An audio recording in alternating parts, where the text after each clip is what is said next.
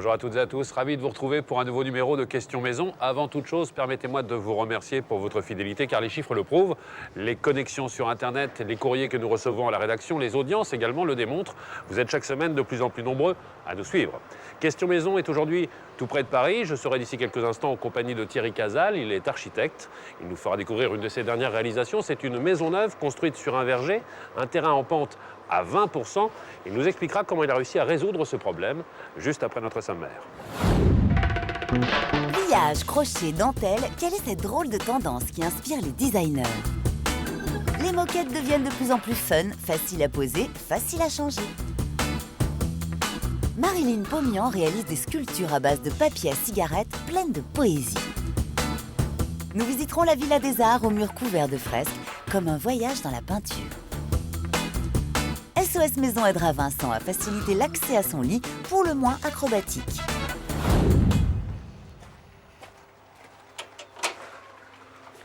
Bonjour Thierry. Bonjour Stéphane. Ravi de vous rencontrer. Alors vous êtes architecte Exactement. et c'est vous qui avez réalisé cette maison. Oh, quelle maison, dites-moi. Ah oui. C'est impressionnant, hein. Ça a pris combien de temps pour déjà imaginer peut-être cette maison? C'est un projet qui a pris à peu près un an d'études, Oui. en concertation avec le client et puis avec les accords de l'administration, et puis après à peu près 2 ans de chantier. Parce que là, ce qu'on constate tout de suite, c'est qu'il y a un terrain qui n'est pas facile pour la construction, hein. La grande difficulté de cette maison, c'est que le terrain est en pente et fait une pente de 20% à peu près. 20%. Voilà, 20%. C'est à peu près l'équivalent d'une rampe de parking pour que les gens puissent visualiser. Alors, comment Et est-ce qu'on peut contourner un problème comme celui-là? La difficulté, c'est de positionner bien les éléments d'architecture pour que Ouais. les gens vivent de bonne qualité. D'accord. Et alors on a organisé un axe qui structure toute la maison et on a positionné la maison comme des plots qu'on a positionnés un peu à droite de chaque côté et dans lesquels on a mis les différentes fonctions de la famille. Parce que là, on a le sentiment qu'il y a plusieurs maisons en une seule. Voilà. Est-ce que ça veut dire qu'il y a des fondations totalement indépendantes ou une fondation commune? Il y a des fondations indépendantes et puis chaque plot va être l'objet d'un traitement particulier et d'une fonction particulière. Donc là, on va mettre plutôt la famille avec toutes les chambres. D'accord. Et puis il y aura des fonctions, on va recevoir des amis. Et ça permet aussi, ces plots, de suivre le terrain lentement, comme ça, de pouvoir, par des jeux comme ça de niveau, de suivre le terrain sans faire une grande maison massive qui aurait, à mon avis, trop envahi le paysage. Voilà. D'accord. Parce que là, effectivement, on a une vue qui est assez exceptionnelle. Puis on voit effectivement que c'est pas de l'enduit, hein, c'est de la pierre directement sur la maison. Non, alors les propriétaires voulaient une architecture avec de la pierre. Donc on a voulu trouver à la fois un matériau qui est traditionnel, donc la pierre, mais aussi un traitement contemporain dans la manière dont elle est agencée. Et on a une attestation toute particulière, par exemple, sur le calpinage pour que les joints tombent pile poil avec les fenêtres, les alignements, tout ce travail. Et ça, c'est l'entreprise a fait un travail exceptionnel de mise au point en amont sur des plans d'exécution, ce qu'on appelle les Parce plans que là, c'est un d'exécution. défi intéressant parce que c'est une très grosse maison. Est-ce qu'on doit faire plus appel à des sociétés qui ont l'habitude de travailler des bâtiments administratifs ou vraiment des C'est petites toute la maisons? difficulté. Des grosses maisons comme ça, on n'a pas, les grosses entreprises ne peuvent pas gérer bien ces bâtiments. Ouais. Et les petites, ça leur fait un peu peur. Donc il faut trouver ces entreprises, ces petites entreprises qui ont cette capacité de changer d'échelle et de prendre un chantier de cette importance et le gérer jusqu'au bout. Bon, par exemple, il y a le maçon qui a fait toute la structure et la personne qui a fait l'entreprise de pierre qui a eu ce travail, je vous dis, particulièrement C'est superbe, hein. Alors on voit bien facture assez contemporaine en ce qui concerne l'extérieur. On va découvrir l'intérieur d'ici quelques instants. Avant cela, je vous propose un premier reportage sur une tendance. Vous avez certainement remarqué dans les vitrines, dans les magasins de décoration, le travail qu'ont pu effectuer des designers comme Marcel Wanders ou encore Patricia Urcola, un travail qui s'inspire vraiment du travail fait main. Je parle du crochet, je parle de la dentelle, je parle aussi effectivement du pliage. Vous allez voir que tout cela, paradoxalement, se fait avec des techniques très très sophistiquées. C'est un défi à la fois esthétique et technique.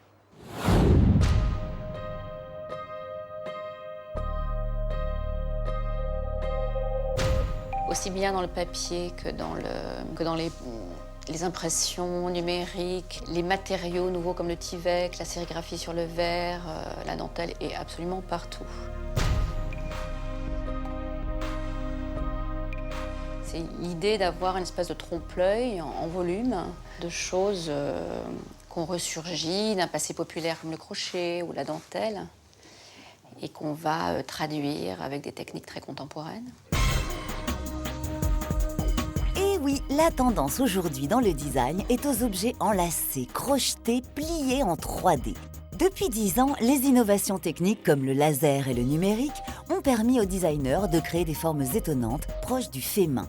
De quoi apporter un peu de poésie dans ce monde de brut.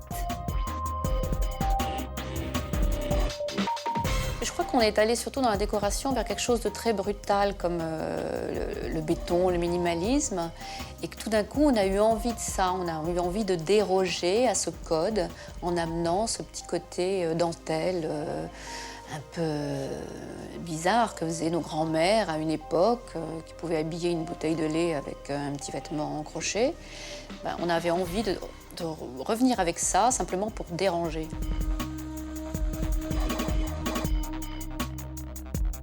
Ici, on a une table d'un design finlandais. On a des pieds en métal très sobres, du verre sur lequel est gravée une dentelle délicate. Et petit détail qui finit la table, qui est à la fois un clin d'œil raffiné, on a une vraie dentelle qui est l'exacte reproduction de la dentelle qui est gravée sur le verre, mais qui est faite à la main. Ça apporte beaucoup de poésie à la table. Ça lui enlève son côté brutal et lui donne un raffinement. Sinon, elle serait très simple, trop simple. L'idée ici est donc d'apporter un vécu, une profondeur à des matériaux, à des techniques, à des intérieurs contemporains jugés un peu froids. Une tendance hand-tech amorcée par de jeunes designers comme Marcel Vanders en Hollande, mais aussi Patricia Urquiola à Milan qui est devenue en 5 ans la papesse de ce mouvement. Moi, je pense que c'est très intéressant quand des techniques absolument du monde artisanal, on les fait devenir intéressantes dans le monde industriel.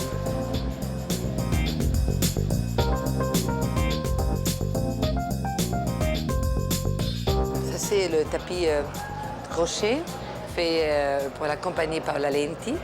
Et on parlait de faire un tapis en utilisant une matière qu'elle avait, que c'était ce type de, comment vous dites, ce nastro, on dit en italien. Et j'ai parti avec un objet de la cuisine, les petites trucs faits de la grand-mère. Et on a dit peut-être on peut changer d'échelle et faire un tapis qui n'a pas de bord, qui est fait comme un module. Cet élément, on va le faire. Et on a travaillé sur ça.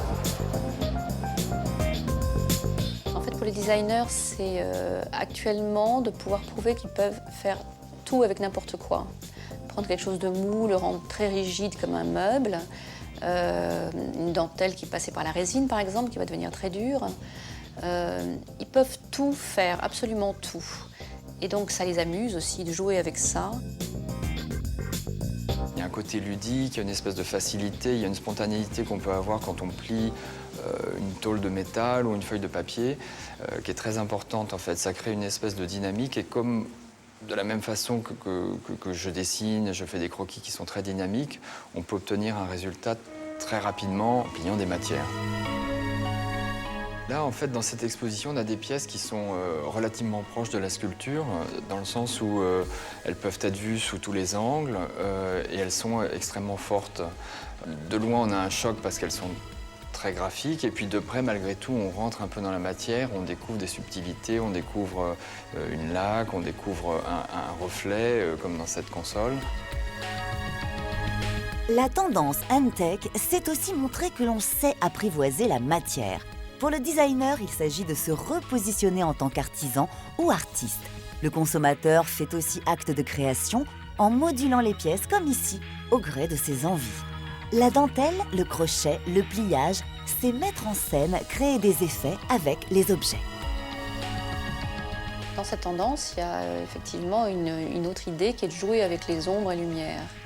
Et ça, on le voit très bien avec les dentelles en volume qu'on peut faire, même d'autres matériaux qui vont être en 3 dimensions quelquefois, et on va pouvoir jouer avec ça aussi. Et ce que les gens cherchent, c'est avoir un peu l'impression d'avoir une pièce unique. Même si ce n'est pas tout à fait vrai, ils vont rêver là-dessus et ça va être pour eux extraordinaire. Extraordinaire, certes, à condition de ne pas en faire des caisses, n'est-ce pas? Alors Thierry, on est maintenant à l'intérieur de la maison. Au niveau de l'axe central, d'un côté, si j'ai bien compris, les pièces de sommeil, c'est ça? Exactement. De l'autre côté, ce sont les pièces à vivre et surtout là, un panorama exceptionnel. Hein. Voilà. Mais au-delà d'un panorama, ce qu'on voulait vraiment, c'était composer des vues comme ça, privilégiées. Donc par exemple, cette vue sur la forêt. Un tableau ici, Voilà un autre là. tableau, et puis après un désaxement, et puis d'autres vues, et là c'est le grand panorama, si on veut dire, et qui est composé avec le jeu du poteau, les jeux du poteau en deuxième plan, et il y a un jeu comme ça de cadrage et de plans et de tableaux qu'on essaie de Très composer. graphique. Hein. Voilà, Donc très là, graphique. on quitte l'axe central, on est en décalé pour emprunter donc l'escalier, et on retrouve un axe central en bas. Mais c'est pas une fenêtre en bas. Non, justement, on s'était dit, le principe, on va l'adopter dans plein d'endroits de la maison, qu'on va voir au fur et à mesure, mais à l'endroit principal de la maison, c'est-à-dire la cheminée, souvent, hein, on a décidé au contraire de faire l'inverse, c'est-à-dire de mettre cette cheminée qui vient arrêter la perspective, recentrer cette pièce autour du feu, et puis par contre, du coup, ouvrir la fenêtre, la pièce sur le paysage. Il y a une vraie mise en valeur avec l'espace salon, l'espace salle à manger. C'est la cuisine à côté, c'est ça? Exactement.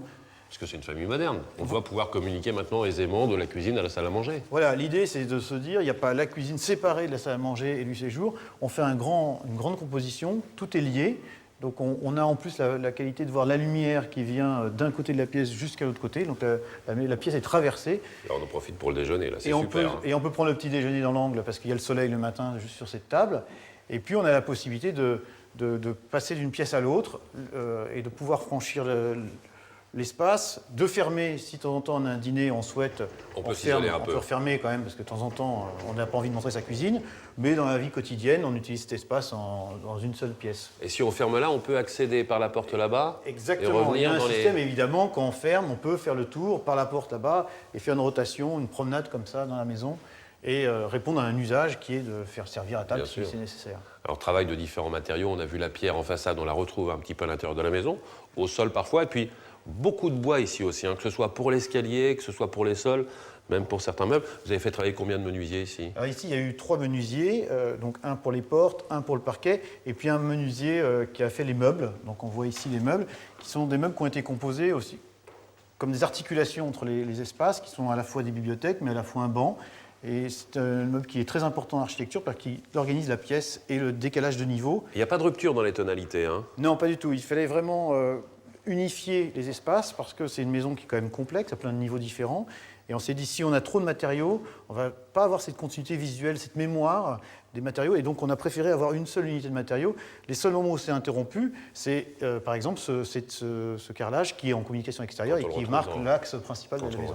Et puis là, surtout, effectivement, la vue exceptionnelle. On est vraiment juste à la hauteur des arbres, là. Exactement. Alors ça, c'est très important parce que ça permet d'avoir plusieurs paysages qui apparaissent, puisque comme on est à la hauteur des arbres, l'hiver, on a cette grande vue qui donne sur l'île de France. Et puis, l'été, quand tout d'un coup, le printemps, quand les feuilles reviennent, à ce moment-là, ça se végétalise, eh ben, tout se referme et on est dans les arbres, quoi. On vit est plus dans les concentré arbres. dans la maison. Voilà, Plus et ça concentré ressente dans la maison. Et ça fait des variations.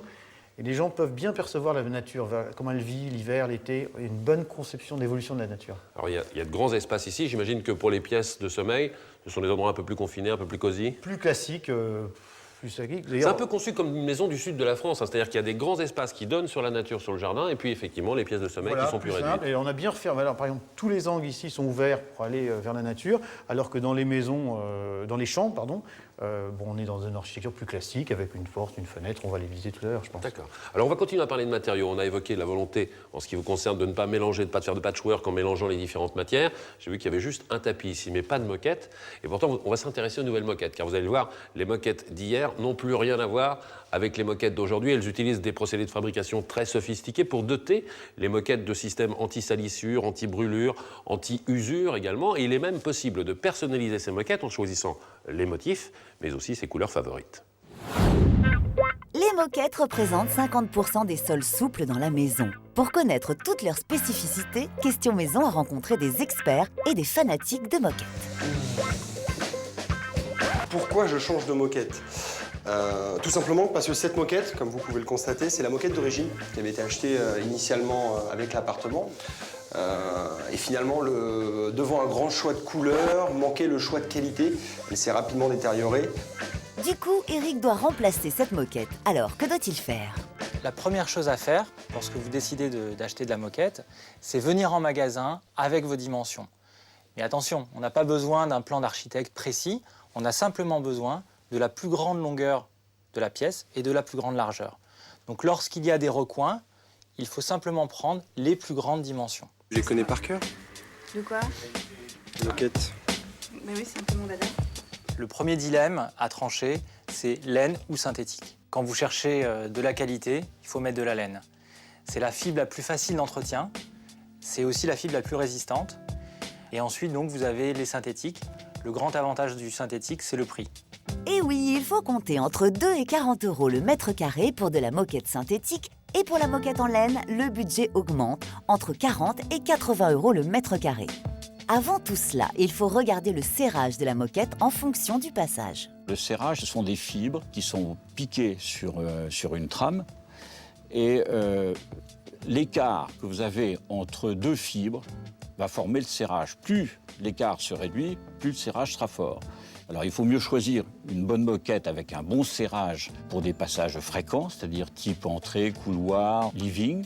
Et dans les chambres, on peut choisir une moquette dont le serrage est peut-être un peu moins important, mais peut-être un petit peu plus soft, un petit peu plus haute. En fait, l'aspect visuel est aussi important. Là, ça fait un peu plus fouillis finalement, alors que comme là, elle est plus rase, elle fait beaucoup plus lisse. Voilà, donc ça c'est l'aspect, et l'aspect donc, de la moquette rase, effectivement, donc on a un aspect un peu plus lisse, un petit peu plus fourni, surtout. Dans les couleurs, maintenant, dans toutes les qualités de moquette synthétique ou de laine, on arrive à avoir des palettes de couleurs très larges. Le suspense est dense. Quelle couleur Eric va-t-il choisir? Quoi qu'il en soit, une fois la moquette sélectionnée, il faudra la poser. Alors, il existe 3 poses, 3 manières de poser la moquette. Alors, la première, c'est ce qu'on appelle la pose tendue sur T-bone. C'est le nec plus ultra en matière de pose. Mais qu'est-ce que c'est la pose tendue sur T-bone? Pour en savoir plus, Laurent nous a emmenés sur un chantier. On commence par poser des smooth edge, des baguettes griffées, qu'on pose sur la périphérie de la pièce et qui vont servir à retenir la moquette une fois qu'on va la tendre. D'accord, mais c'est quoi la T-bone en fait? C'est une matière feutrée qu'on pose sur toute la surface de la pièce. Du fait que la moquette n'est pas directement en contact avec le sol, lorsque vous marchez dessus, il y a beaucoup moins de frottement, et donc la moquette s'use beaucoup moins. Elle se conserve beaucoup mieux dans le temps. On va tendre la moquette, donc à l'aide d'un outil spécial qui s'appelle un coupe-genou. Elle va être tendue un petit peu comme une peau de tambour au-dessus de la T-bone. Et pour ne pas voir les raccords, Manuel, le poseur, a une machine à souder. Le principe est simple. On met une bande thermocollante qui est placée sous la moquette. Avec un phénomène de court-circuit, la colle fond et s'intègre dans la fibre et le raccord disparaît comme par magie. Et voilà la moquette. Retournons chez Eric pour assister à une pose collée, la pose la plus répandue. Avant, on employait des colles à base d'alcool, qui étaient très nocives.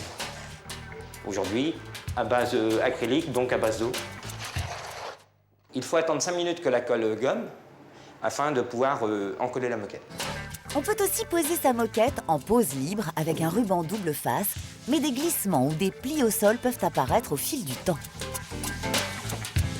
Les atouts de la moquette, en fait, c'est le confort, l'isolation phonique et le côté justement un petit peu cosy qu'on retrouve dans les pièces qui sont moquettées.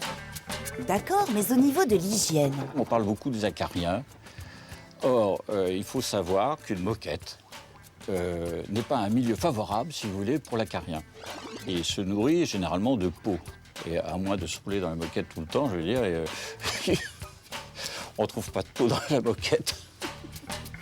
Bah, ça dépend pour certaines galipettes. Pour les câlins, c'est sûr qu'avoir les genoux sur de la moquette, c'est plus agréable que sur du parquet. Bon, restons sérieux. Pour garder une moquette nickel, il y a une petite astuce. Vous pouvez passer l'aspirateur en général 1 à 2 fois par semaine. Ça n'abîme absolument pas la moquette. Au contraire, ça redonne un petit peu de vigueur à la fibre. Excellent. Excellent, superbe. Bravo. De plus, les fabricants de moquettes mettent un traitement contre la saleté pour éviter que la crasse ne s'infiltre. Plus haut de gamme et beaucoup plus cher, on peut trouver des moquettes fantaisie et, comble du luxe, l'une d'entre elles imite même le parquet. On transforme ce dessin dans un système informatique qui permet de le pixeliser Et ensuite, on va se servir d'un système qui, pour vulgariser, ressemble à une grosse imprimante à jet d'encre et va permettre d'imprimer sur une largeur de 4 mètres un dessin en continu, ce qui nous permet de faire des dessins d'une taille pratiquement illimitée, puisqu'on est simplement limité par le rouleau sur lequel on va imprimer. Aujourd'hui, l'accès à la décoration est devenu un accès sociétal parfaitement élargi. Chacun veut donner sans doute sa note personnelle à son intérieur et sa propre composition. Thierry, on va maintenant s'intéresser aux parties les plus intimes de la maison, les chambres à coucher. Là, on est au niveau du rez-de-chaussée, plus ou moins les pièces à vivre avec la cuisine dans notre dos. Là, c'est l'espace des enfants. Exactement. On l'a placé à cet endroit parce qu'il est au même niveau que la cuisine, bien entendu. Et puis tous les parents comprendront que c'est pratique d'avoir les chambres au même niveau, sachant qu'on est toujours dans cette rampante de 20%, qu'on a expliqué au début. Alors là, effectivement, salle de bain qui est une salle de bain commune aux 3 enfants. Exactement. Je dis 3 enfants parce que je vois effectivement qu'il y a 3 chambres. Est-ce que ce sont eux qui ont décidé de la décoration des pièces? À l'époque des travaux, ils étaient un peu petits, ouais. Donc les parents ont agi, mais je crois qu'ils ont eu leur mot à dire, en tout cas pour les 2 filles. Bah, dites-moi, c'est très bon goût, hein. On est dans les tendances en ce qui concerne les couleurs. Puis l'aspect pratique, encore une fois, le lit légèrement surélevé pour pouvoir y installer une petite commode en dessous. On va rester justement dans un univers d'enfants, en vous proposant le portrait d'une femme qui s'appelle Marilyn Pomian. Elle a passé 10 ans en Australie. Aujourd'hui, elle a décidé de se consacrer à la création. Elle alterne des phases d'écriture, des phases de peinture. Et aujourd'hui, elle réalise d'étonnantes sculptures en papier à cigarette. C'est une part de rêve dans Question Maison.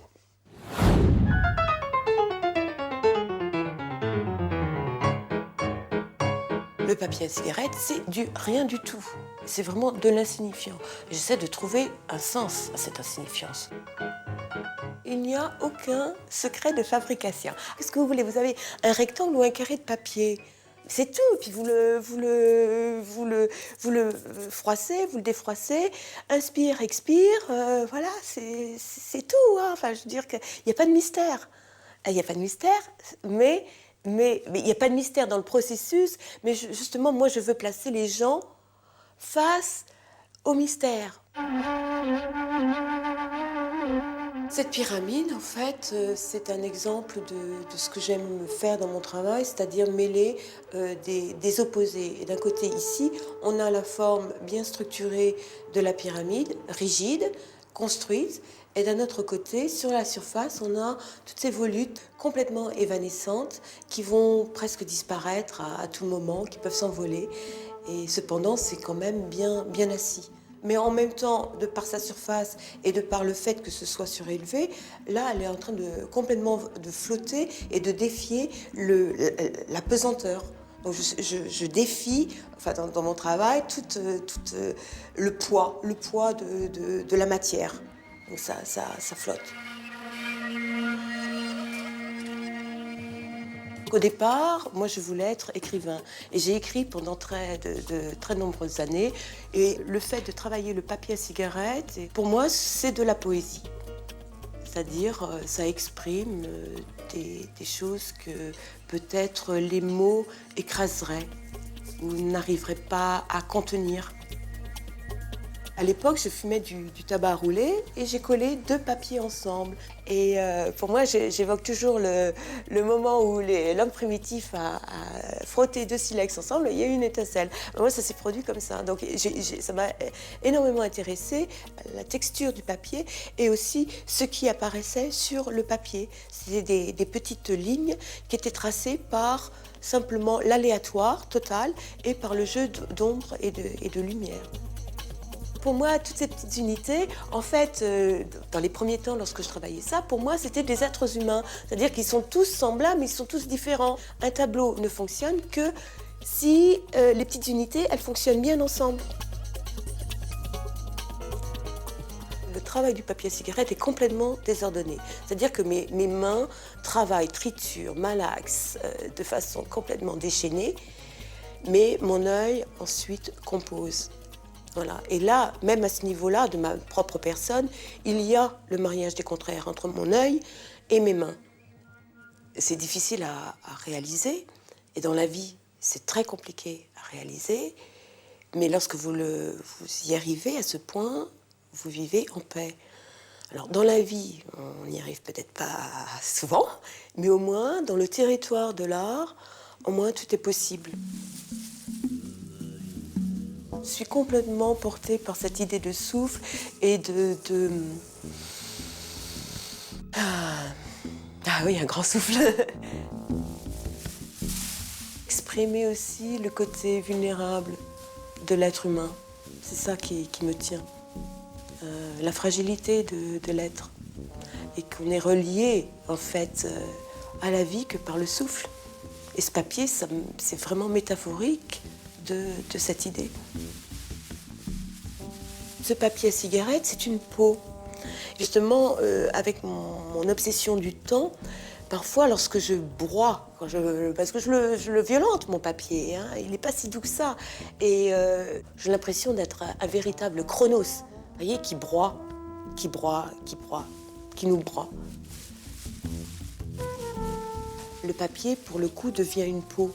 Et avec le temps, vous savez, la peau se ride. Mais on peut en faire... il peut se dégager de la beauté d'une peau ridée. Voilà, ça c'est mon petit message d'espoir. Donc voilà cette installation que j'ai intitulée D'outre-ciel. Et ce sont mes âmes. Voilà. Enfin, la structure de l'installation s'est vraiment imposée étant donné l'angle de cette maison. Ce sont des présences, enfin, elles tournent, elles vivent. Par un simple déplacement, ça bouge avec le déplacement de l'air. Donc elles sont très vivantes. Thierry, on remonte un étage dans la maison au niveau de l'axe central, avec donc d'un côté pièce à vivre. C'est quoi cette pièce exactement? C'est un home cinéma, wow. Et à la fois un bar, aussi une chambre d'amis. Et on peut même regarder le film depuis la terrasse. L'intérêt, c'est qu'on a créé une loggia dans laquelle, en ouvrant les fenêtres en grand, on peut se tenir même l'été, en écoutant un cinéma, être à la fois dehors, dedans. Et puis, gros travail encore du menuisier, là. Hein. Ah oui, parce qu'on a vraiment tenu à ce que certains meubles dans différentes pièces soient de la même écriture. Donc on a le meuble du séjour, le meuble du bar, on verra la tête de lit tout à l'heure, et toujours ce travail assez soigné, géométrique, mais tout dans un matériau traditionnel qu'est le bois. Alors vous disiez effectivement pièce multifonction, home cinéma, bar, et puis chambre à coucher, on peut s'isoler et fermer. L'idée, c'est qu'on a complètement éclaté cette pièce avec des vitrages dans tous les sens, qui donnent à la fois dans l'escalier, à la fois dehors, etc. Avec la tringle à rideau qui est cintrée là-bas. La tringle à rideau cintrée nous permet de fermer et de transformer cette pièce ouverte à tout le monde, comme ça, en une pièce plus intime pour la famille. Et pour rajouter à l'intimité, il y a forcément une cheminée aussi quand on boit un coup. Tant qu'à faire. Il nous reste maintenant à découvrir l'autre pièce juste à côté, à savoir la chambre à coucher des parents. Et là, on se retrouve encore une fois dans la maison. Alors là, vous l'avez traité de manière très particulière. Voilà, alors on a vraiment insisté sur la façade. Hein. C'est la façade extérieure qui rentre dans la maison, comme on a vu en bas. D'où la pierre, bien sûr. D'où la pierre. Et puis, on a ce seuil très marqué, avec des portes bien marquées, pour savoir qu'on rentre dans un espace le plus intime. C'était assez important. Et là, on reprend le code architectural avec une fenêtre en face. Exactement. Il y a cette fenêtre en face qui nous renvoie directement à l'extérieur. Et puis, on développe sur le côté un bureau, une chambre, et puis de l'autre côté des zones plus techniques, un dressing, une salle de bain. En décalé pour reprendre les propos que vous teniez justement tout à l'heure. Exactement. Là, effectivement, la chambre des parents. Pourquoi avoir fait le choix d'installer la chambre des parents au premier étage? Eh ben, c'est toujours ce problème de cette vue exceptionnelle, et puis ce terrain en pente. Qui pouvait le mieux profiter, au fond, de ce paysage? C'est forcément les parents. Profiter ou apprécier? Apprécier, comprendre. Hein, les enfants, eux, vont être plutôt dans leurs jouets. Alors, on s'est dit, ici, dans cette pièce, on pouvait profiter de cette grande vue comme ça qui donne sur l'île de France. Et là, ils ont la même surface que les enfants en dessous. Exactement, hein, exactement. Avec la salle de bain juste à côté et puis une partie dressing de l'autre. Voilà, cette salle de bain ouverte vers l'est, hein, qui amène du rayon de soleil, tout ça très ensoleillé. Et un peu de nature si possible. Et bien sûr de la nature. Alors on va partir dans un univers qui n'a rien à voir avec celui que vous avez concocté ici. C'est le domaine de Christine Loy. Elle habite à Savigny-l'Évêque, c'est près du Mans. Et elle est passionnée par l'art, par l'Antiquité, par l'Italie également. Elle a transformé une élégante bâtisse du XVIIIe siècle en une villa à l'italienne qui reprend les codes du romantisme très en vogue au XIXe siècle. Les boiseries sont patinées, les murs sont recouverts de fresques réalisées par Philippe Brault. C'est un artiste sartois. C'est un voyage dans le temps et dans l'art auquel je vous convie maintenant.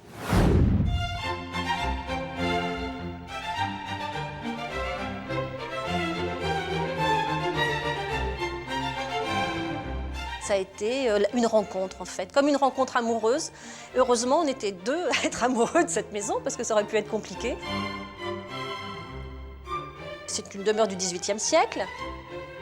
Elle a été embelli et anobli en quelque sorte à la fin du 19e. Et au 20e siècle, la famille qui l'a occupé l'a aimé, l'a protégé, mais en même temps n'a fait aucun travaux et en même temps elle n'a rien abîmé. Donc quand on l'a découverte, eh bien, on a eu envie de lui redonner vie. Et donc 100 ans étaient passés, je dis c'est ma belle au bois dormant, parce que pendant 100 ans, elle nous a attendus et puis on est intervenu pour redonner une âme à ces lieux.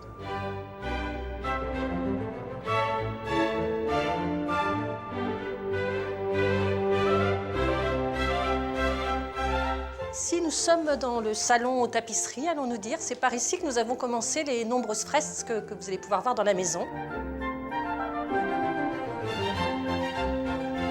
J'avais eu l'occasion de faire travailler un artiste pour un appartement précédent, mais ce qu'il fait en général, ce sont des toiles en pose flottante, en fait, qui est d'une largeur d'1,50 m sur 3 mètres de haut. Donc, je lui ai demandé de venir voir la maison, en lui disant, pour le moment, on ne pourra pas faire grand-chose au niveau du budget, mais j'aimerais prévoir le revêtement mural qui nous permettra ensuite de poser un décor sur les différents murs de la maison. Et là, il m'a convaincu très vite en me disant, mais en fait, au lieu de mettre des revêtements divers un petit peu partout, en utilisant des toiles de lin, ça va éviter de refaire à fond les murs en dessous, parce que du coup, il n'y a pas de travaux de préparation préalablement. On a pu intégrer tous nos fils, tous les éléments de confort sous les toiles, poser les thibaudes, les toiles ensuite sur châssis, et le peintre a pu s'exprimer. Et puis, de fil en aiguille, je me suis dit, mais je ne peux pas passer à autre chose, les autres événements ne vont plus me plaire. Donc, ça a été un investissement, mais c'est en même temps ce qui fait tout le charme de cette demeure et ce qui lui donne ce caractère et qui fait qu'on s'y plaît énormément et que les gens l'apprécient.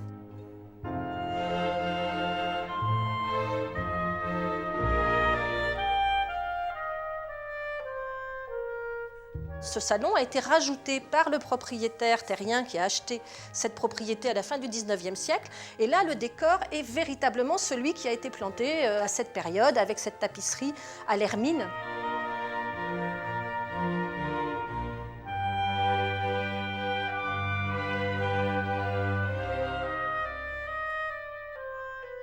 En fait, ici, c'était pas du tout une cuisine. Dans ce volume-là, il y avait un coin chambre, un coin WC, un coin salle de bain.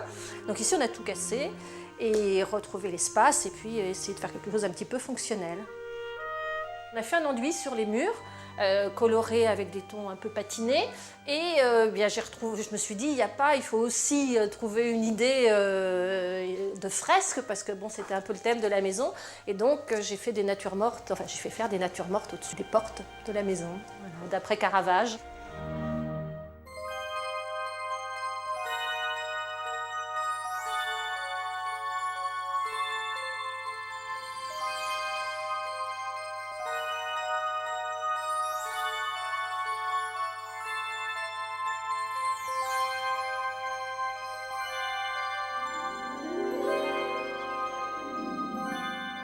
Bien, ici, je me suis inspirée de l'œuvre de Botticelli, mais pas un tableau en particulier. En fait, les personnages dans l'œuvre de Botticelli, les fonds des tableaux de Botticelli sont en général trop sombres. Donc, l'idée, c'était d'avoir le printemps, d'avoir la naissance de Vénus, les trois grâces. Tout ça, c'est un peu anachronique, c'est une invention et c'est un parti pris de trouver un cadencement et une originalité à la pièce, avec un côté un petit peu luxuriant et festif. Ce mur, alors là, on a vraiment composé avec différents tableaux. Et donc, entre autres, celui-ci qui est Pallas et le Centaure. Donc, effectivement, entre cette œuvre qui a un côté quand même très guerrier, donc, et Pallas qui a une couronne d'épines. Bon, là, on a complètement changé le sens. On lui a mis une couronne de fleurs. Et le personnage qui lui fait face, c'est un archange. Donc, on a enlevé les ailes, bien évidemment, et il lui offre un fruit qui est cueilli sur l'autre fresque. Voilà, donc c'est un jeu de construction. Et alors, on laisse les livres à disposition parce qu'effectivement, c'est amusant de rechercher un petit peu qui est qui. Ce qui me plaît avant tout et ce qui nous a vraiment séduit dans cette maison, c'est le fait d'avoir ce parc et cette vue de toutes les pièces de la maison sur un parc avec ces lumières toujours, les oiseaux du ciel qui viennent et puis le sentiment d'être isolé puisqu'on n'a pas la vue sur le village et en même temps d'être intégré dans un village avec tout le confort que cela peut représenter. Donc voilà, c'est une histoire d'amour, ça ne s'explique pas. Alors Thierry, il y a encore un autre niveau ici. Oui, ce niveau qui permet, donc l'escalier permet d'accéder au jardin, mais surtout, le propriétaire voulait installer sa cave et on a décidé d'installer cette pièce comme une pièce de la maison, avec son éclairage, son plafond. On n'est pas dans une cave au sens où on l'entend. Hein. Voilà, c'est ça qui est intéressant. Il y a une grande baie vitrée. On a laissé quand même le sol naturel, c'est de la terre en dessous, du gravillon. Et la planche de coffrage, comme ça. Voilà. Et après, c'est lui qui a tout fait. Il s'est amusé à tout fabriquer lui-même, comme une grande bibliothèque de bouteilles. Belle pièce. Bah, écoutez, après les aménagements de cave, on va maintenant s'intéresser aux aménagements de combles. C'est le dossier de Vincent que nous avons retenu aujourd'hui, qui pour accéder à son lit doit passer entre deux poutres. Il fallait absolument que SOS Maison intervienne, soit avant le limbago, soit avant la chute fatale. Vincent vient d'acquérir un studio de 22 mètres carrés. Même s'il a réussi à se frayer un passage dans les combles, son espace couchage reste particulièrement difficile d'accès. SOS Maison est venu l'aider à remédier à ce problème. Voilà, c'est ici. On se trouve dans mon salon actuellement, que j'ai aménagé au maximum autour de cette échelle aujourd'hui. Ouais. L'échelle qui me permet d'accéder à mon lit et à l'espace sommeil qui se trouve au-dessus des combles. Oh là là, il faut vraiment pas être épais pour passer entre les chevrons. Ok, je vois le lit. Bon, vous avez un bel espace là-haut, mais qu'est-ce que c'est coincé? Alors, je vais essayer de regagner le lit si vous voulez monter. Je me suis fluide, enfin, vous allez m'expliquer ce qu'on pourrait... Enfin, comment vous vivez ici, en fait, enfin, ici en haut. Alors, comment je vis ici? Eh bien, je monte comme ça tous les soirs et je redescends le matin. Ouais. Là, le lit. Ouais. Oui, mais vous êtes enfin, vous êtes carrément au bord du précipice. Là. Oui. Enfin, bon, vous avez jamais imaginé qu'on pourrait ôter ça, par exemple? J'ai pas osé y toucher en fait, donc je sais pas si effectivement on peut faire quelque chose de ces poutres-là. Oui, oui. Non, on peut les enlever. On peut pas tout enlever, mais en tout cas les 1, 2, 3, 4, 5, 6 qui sont là, on peut le faire. Mais il faut conserver, par exemple, la ferme, c'est-à-dire cet élément de charpente-là qui supporte le toit. D'accord. Ne pas y toucher, et puis celle qui est en rive là-bas au bout. Mais tout le reste peut disparaître, ça veut dire que, en fait, vous pourriez prendre votre lit, l'installer là-bas, si vous avez un espace équivalent à celui-là. Et puis, on pourrait même imaginer, Vincent, de créer un niveau intermédiaire, c'est-à-dire une quarantaine de centimètres plus bas, quand on aura enlevé tous ces éléments-là, de manière à avoir comme un petit salon qui serait idéal sous la fenêtre de toit. Ce que je vous propose, c'est peut-être de descendre et je vais vous expliquer un peu d'en bas ce que ça pourrait donner. Très bien. Alors attention à la descente périlleuse. Oh là là là là.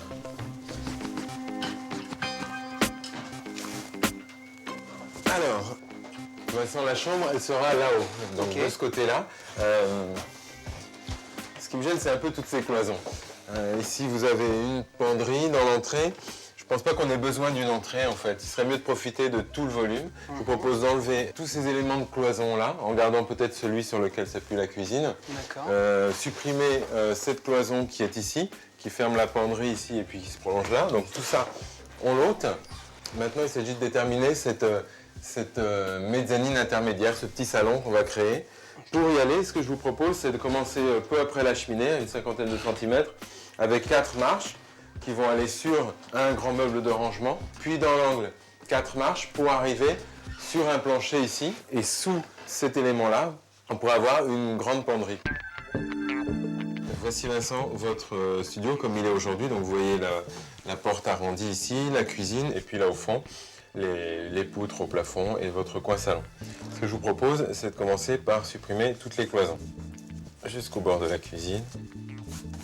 Nous allons donc supprimer l'échelle qui désormais n'aura plus de raison d'être. D'accord. Et c'est en contrebas que je vous propose d'installer la nouvelle mezzanine qui va venir comme ça. Sous la mezzanine, une penderie. En retour ici, un meuble bas. Ensuite, là devant, nous allons ajouter des marches de manière à transformer ce rangement en accès vers l'étage. Ensuite, encore une ou deux marches ici, qui vous permettent petit à petit d'accéder avec encore une marche en biais là, une autre ici, d'accéder sur ce plateau que nous allons suspendre à la poutre ici En utilisant peut-être, si elles conviennent, les éléments de charpente récupérés de la structure précédente. C'est très impressionnant. Très impressionnant. Ça vous plaît? Ah, ça me plaît beaucoup, oui. Okay. Oui, vraiment. ¿Cuánto cuesta? Por vista, señorita. Ándale, baby, up front. En the Lincoln, más tarde. Yo siempre por the meantime. Going out like PLNC. We be creeping. Bonjour, entrez, bienvenue.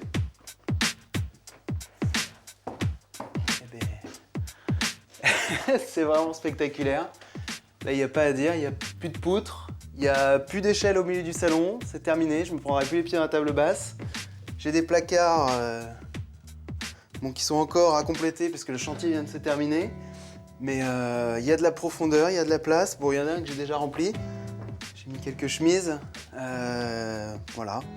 Qu'est-ce qu'il y a d'autre? Là aussi, sous l'escalier qui a remplacé l'échelle, j'ai 3 beaux placards, dont un dans lequel j'ai pu cacher ma petite télé. Voilà, c'est idéal pour monter. Maintenant, j'ai un petit salon perché et mon coin sommeil de l'autre côté, donc je vous invite à me suivre. Donc j'enlève mes chaussures quand même, parce que c'est encore limite sec. Et voilà, nous y sommes. Donc mon petit salon perché, où j'ai un petit peu fait... donc là, on a mis l'espace sommeil de ce côté-là, assez tranquille, donc sous le toit. Et là, c'est vraiment mon espace un petit peu plus repos, on va dire, avant d'aller se coucher ou quoi. J'aime bien me poser sur mon fauteuil, ou l'après-midi profiter de la lumière. Avant, c'était un petit peu l'aventure pour monter ici. J'avais l'échelle au milieu du salon qui tombait dans la table basse. Aujourd'hui, en baissant la mezzanine, j'ai maintenant un vrai espace repos, bibliothèque, bureau, etc., où je peux me reposer. Et c'est vrai que d'avoir enlevé les poutres qui bloquaient vraiment la lumière, c'est beaucoup plus lumineux, c'est beaucoup plus grand, je respire beaucoup mieux. Enfin, c'est le jour et la nuit, quoi. Là, il n'y a pas photo, c'est assez impressionnant comme résultat, quoi. Voici maintenant des combles sécurisés et optimisés. Continuons à parler sécurité dans la maison avec cet ouvrage signé Marie-Pierre Dubois-Petroff, Une maison plus sûre, c'est aux éditions Massin. Si vous voulez faire en sorte que les enfants ou les personnes âgées qui sont régulièrement victimes d'accidents domestiques n'en aient plus, je vous conseille fortement de le consulter. Regardez Thierry, c'est fort intéressant. On évoquait tout à l'heure le travail de Marilyn Pomian qui travaille sur du papier à cigarette, des sculptures en papier. Si vous voulez vous aussi réaliser des petites choses à la maison pour les arts de la table ou toute autre chose, je vous conseille cet ouvrage, Inspiration papier. Il est signé Labina Isaac, c'est aux éditions Solar, des créations originales autour du papier. Et si vous avez envie de faire le plein de meubles design, d'éclairage ou encore de textile, je vous conseille cet ouvrage. Il vient de sortir, Intramuros 2008 Paris Design Guide. 300 adresses sont référencées et si vous voulez savoir où trouver cet ouvrage, allez faire un tour sur le site de l'émission, c'est france5.fr, rubrique Questions Maison. Regardez maintenant ce qui vous attend la semaine prochaine dans notre magazine. Nous découvrirons les dernières tendances des tissus et papiers peints présentés par Maison et Objets Éditeurs. Nous nous intéresserons aux différentes façons de construire des maisons en bois. SOS Maison aidera Anne à optimiser l'aménagement de sa chambre par un système astucieux. On s'intéresse maintenant à notre jeu concours SOS Maison et je vous offre la possibilité cette semaine encore de gagner des bons d'achat offerts par Leroy Merlin si vous répondez à cette simple question. Par quoi a-t-on remplacé l'échelle chez Vincent? Vous le savez, allez faire un tour sur le site internet, c'est france5.fr, rubrique Questions Maison. Thierry, je voulais vous remercier de nous avoir fait découvrir cette maison exceptionnelle. Quand vous travaillerez sur d'autres projets du même type, n'hésitez pas, contactez-nous. C'est possible? Bien sûr. On compte sur vous. À bientôt, au revoir. Merci, au revoir.